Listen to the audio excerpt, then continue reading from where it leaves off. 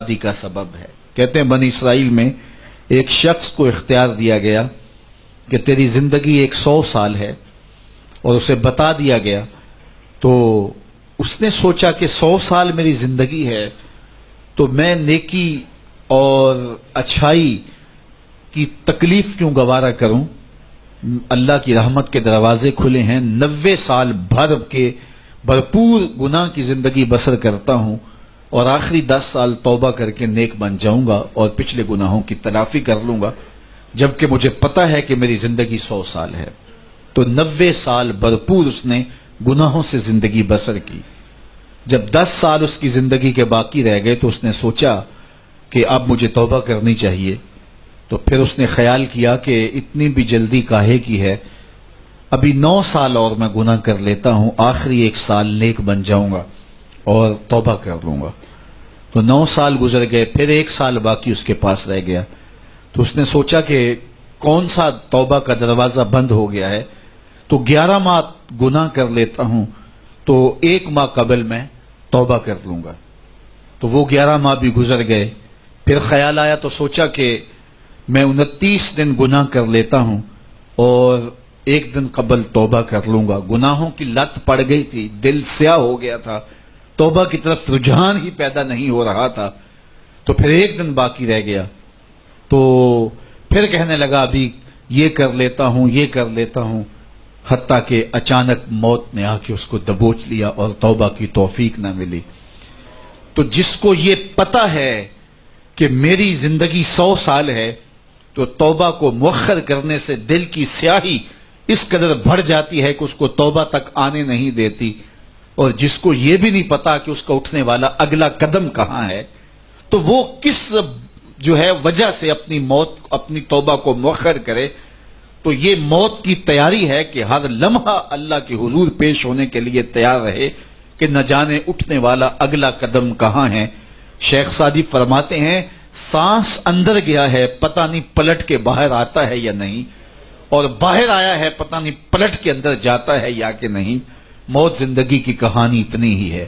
الذی خلق الموت والحیات لیبلوکم ایکم احسن عملا، اس نے تمہیں زندگی اور موت اس لیے دی، وہ پرکھنا چاہتا ہے کہ آخرت کے لیے اچھے عمل کون کرتا ہے۔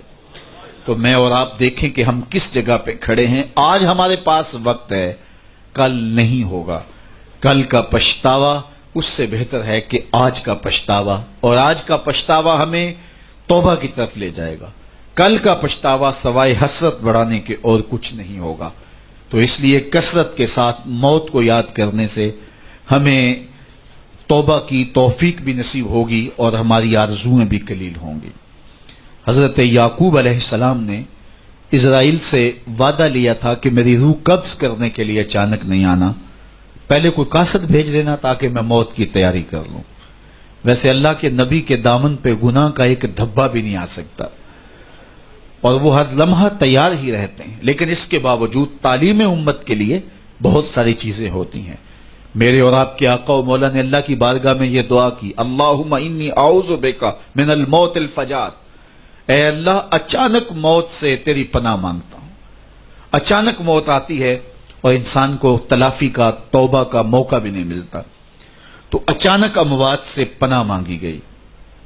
تو حضرت اسرائیل سے عہد لے لیا حضرت یعقوب علیہ السلام نے کہ میری روح قبض کرنے کے لیے اچانک نہیں آنا، پہلے کو قاصد بھیج دینا۔ اللہ کے نبی تھے، ان سے وعدہ کر لیا۔ حضرت اسرائیل ایک عرصے کے بعد حاضر ہوئے، پوچھا کدھر آئے ہو؟ کہا قبض روح کے لیے آیا ہوں۔ کہا تم نے تو وعدہ کیا تھا اچانک نہیں آؤں گا، پہلے قاصد بھیجوں گا۔ تو کہا حضرت میں نے تو قاصد بھیجے تھے۔ فرمایا میرے پاس تو ایک بھی نہیں آیا۔ عرض کی حضرت آپ کے سامنے کتنے لوگوں کی موت واقع ہوئی، یہ میرا قاصد نہیں تھا تو اور کیا تھا؟ یہ اٹھتے ہوئے جنازے میرا قاصد نہیں تھا تو اور کیا تھا؟ آپ کی داڑھی میں سفید بال اترائے، یہ میرا قاصد نہیں تھا تو اور کیا تھا؟ جب بینائی کم پڑنے لگے، جب اعضاء مدمحل ہو جائیں، جب چلتے ہوئے ٹھوکرے لگے، جب بولتے ہوئے لکنت آنے لگے، جب یادداشت کھونے لگے، تو سمجھ لو پیغام موت آ گئے۔ یہ ڈوبتا ہوا سورج ہمیں موت کا پیغام دے کے جا رہا ہے۔ دیکھو کیسا بھنگ پن تھا، कैसी दोपहर थी, कैसी किरणों की तमाजत और हिद्दत, शिद्दत और गर्मी थी, लेकिन आज दर्द गुरूब से जर्द हुआ जा रहा हूं। इतनी बड़ी कायनात, इतना बड़ा मंबा नूर का जो आसमान के ऊपर जगमगा रहा होता है, दर्द गुरूब से वो भी जर्द हो जाता है। डीगर ते दिन गया मोहम्मद, ओढ़क नू डूब जाना।